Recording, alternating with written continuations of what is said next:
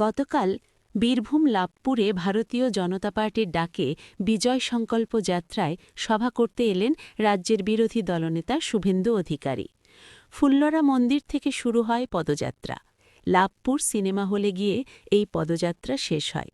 মঞ্চে দাঁড়িয়ে বিরোধী দলনেতা মুখ্যমন্ত্রীর ভাইজিকে ঘুগনি বানিয়ে বিক্রি করার পরামর্শ দিলেন। সেই সাথে মুখ্যমন্ত্রীর মামার বাড়ি বীরভূমের রামপুরহাট থানার কুসুম্বা গ্রামে গিয়ে ১,০০০ টাকা পৌঁছে দেওয়ার দায়িত্ব দিয়ে গেলেন বীরভূম সাংগঠনিক জেলার সভাপতি ধ্রুব সাহাকে। বৃহস্পতিবার সন্ধ্যায় বীরভূমের লাভপুরে পরিবর্তন সংকল্প যাত্রায় যোগ দিতে এসে সাংবাদিক সম্মেলনে একথা বলেন শুভেন্দু অধিকারী। প্রসঙ্গত, ওই দিন বিকেলে লাভপুরে শুভেন্দু অধিকারী সহ ছিলেন রাজ্যের সাধারণ সম্পাদক জগন্নাথ চট্টোপাধ্যায় এবং বীরভূম ও বোলপুর দুই সাংগঠনিক জেলা সভাপতি ধ্রুব সাহা এবং শ্যামাপদ মণ্ডল। সবার শেষে সাংবাদিক মুখোমুখি হয়ে একাধিক বিষয়ে কথা তুলে ধরেন বিরোধী দলনেতা, যেমন শিক্ষিত যুবক বা যুবতীকে তাদের মা বাবা পড়াশোনা করিয়ে মানুষ করছেন, তাদের কি এটাই করার কথা? এটা মুখ্যমন্ত্রী বলছেন ঘুগনি বিক্রি করার কথা। তাই আমি বলছি, মুখ্যমন্ত্রী এই কাজটা প্রথমে নিজের কুসুম্বার মামার বাড়ির পরিবারের একজনের অশিক্ষিত পদে চাকরি গিয়েছে, সে ওটা দিয়েই শুরু করুক। আমি বীরভূম সাংগঠনিক জেলার সভাপতি ধ্রুব সাহাকে ১,০০০ টাকা দিচ্ছি, সে যেন গিয়ে তার মামার বাড়িতে টাকাটা পৌঁছে দেয়। এইভাবে তিনি মঞ্চে দাঁড়িয়েও বিরোধীদের একের পর এক কটাক্ষ করে গেলেন।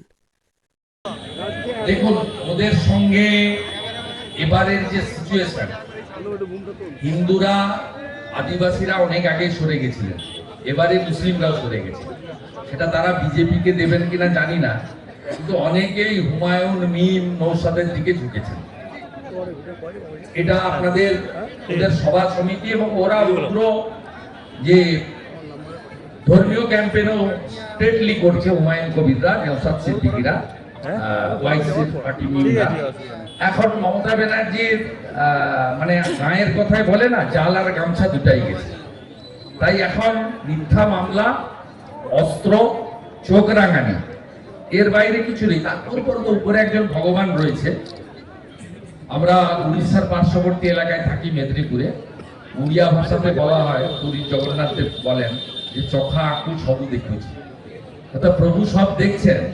তাই উনি এই প্রথমবার 15 বছরে গাড়ি ঘুরিয়ে নিয়ে মারছুট, চাচা আপন প্রাণ বাঁচা, এই প্রথমবার পালিয়েছে, ছুটে পালিয়েছে। এই সরকারটাই থাকবে না আগস্ট মাস অবধি। আমি বলবো এটা ভগবানের জয়। বিজেপি সরকার শপথ নিলে, আপনারা বিজেপি সরকার আনলে, আমাদের তো বেশি ডিফারেন্স নয়, এসআইআর এর পরে কোনো ডিফারেন্স নেই বলে আমি মনে করি। দীর্ঘ নির্বাচনে লড়াই করার অভিজ্ঞতা দিয়ে বলতে পারি কোনো ডিফারেন্সই নেই। তাও যদি বলেন লোকসভা ভোটের নিরিখে ওরা 46, 45.67 আর আমরা 39, অর্থাৎ 4% ভোট টিএমসি থেকে বিজেপিতে এলে আমরা হয়ে যাব 43-44, ওরা 43, ওরা হয়ে যাবে 42, মাত্র 4%। অর্থাৎ বিজেপিকে আপনারা একটু সাহায্য করলেই বিজেপি আসবে।